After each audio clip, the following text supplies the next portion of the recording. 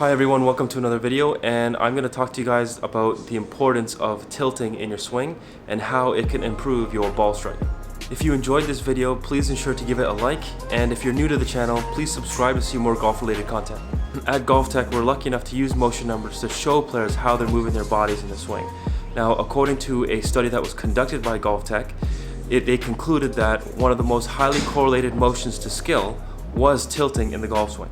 So tilting is the motion of a player kind of bending their bodies right and to the left.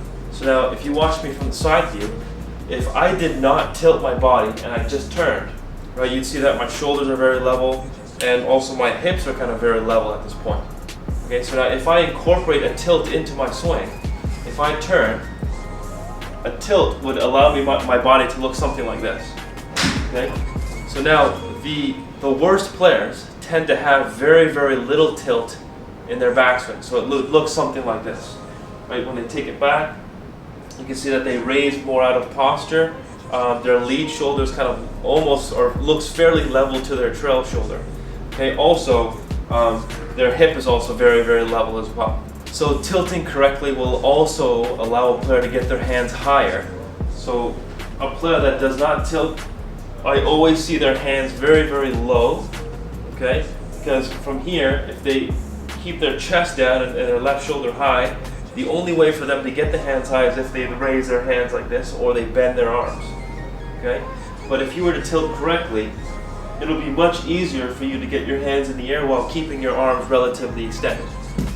So now if you watch me from the front, a player that does not tilt will have a tendency to move their bodies off of the ball to the right, okay, like this. Whereas a golfer that tilts correctly is going to be able to kind of stay more centered in the golf swing, right, and then they'll be able to better hit the same spot in the ground.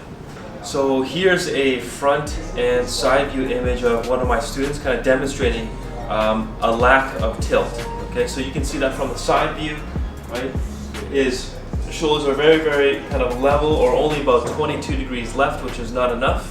The average is 36. Okay, so you can see not enough tilt, and because of that, his arms bend just because he's unable to get his hands very, very high. Okay, now from the front, you can kind of see that he's really moved off of the ball, just kind of like I was saying earlier. Okay, just because when you keep the shoulders very, very level, it's very hard not to move away from the target. So now here are the after images. Okay, so now from the side view, all I had him do was feel as if when he takes the club back, his left shoulder kind of goes more downwards, right, as he feels more of a stretch kind of behind him with the hands. So now you can see that he's more of at a 34 degrees of tilt instead of 22, which is a lot closer to that 36 that we wanted. Okay, so now in this position, when I compare the two, you can see that before his hands were below that yellow line, and now that he's tilting correctly, he's able to get his hands higher, so his hands are more so above that yellow line. And now from the front view, right, you can see a big difference in the amount he's moved kind of right and left in the backswing. So before, right, very little tilt, upper body is moving away from the target. Now after he's getting that left shoulder to move more downwards as he turns correctly, right, you can see that his head stayed very much in the same position from where it started. So any player that does struggle with tilt in their backswings, what I have them do is I get the club across their chest like this, have them get in their postures, okay, and they can do this at home by watching themselves in from a mirror, okay, but when they turn, what they need to be able to see from the mirror, from the side view, is that their lead shoulder is lower than the right, okay, and there's also a change in flex in their knees. Okay, so you can see as I take it back, right, my right knee does straighten out, it's not locked out, okay, but if I can kind of see this without moving my head up or down, okay, I want to keep my head in the same spot as I do this. So what you can do in addition to just this turn drill is just putting your head against the wall. Okay, so if I were to draw a line kind of straight down from the edge of my head, if I were to take it back, my head doesn't really move off of that line. Okay, what you don't want to see when you're doing this drill is your head kind of moving away from the wall, or your posture is kind of straightening out. So that will mean that your your left shoulder kind of raises as well, and you're probably not tilting enough.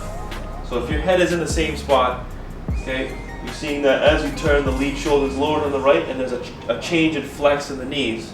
Okay, so now from the front view to the same drill, okay, so now you can see that as I'm doing this drill from the front view, watching yourself in the mirror as well, okay, my head does not move right and left, okay, so as I turn, my head stays in the same spot, lead shoulders lower, there is a change in flex in my knees, okay.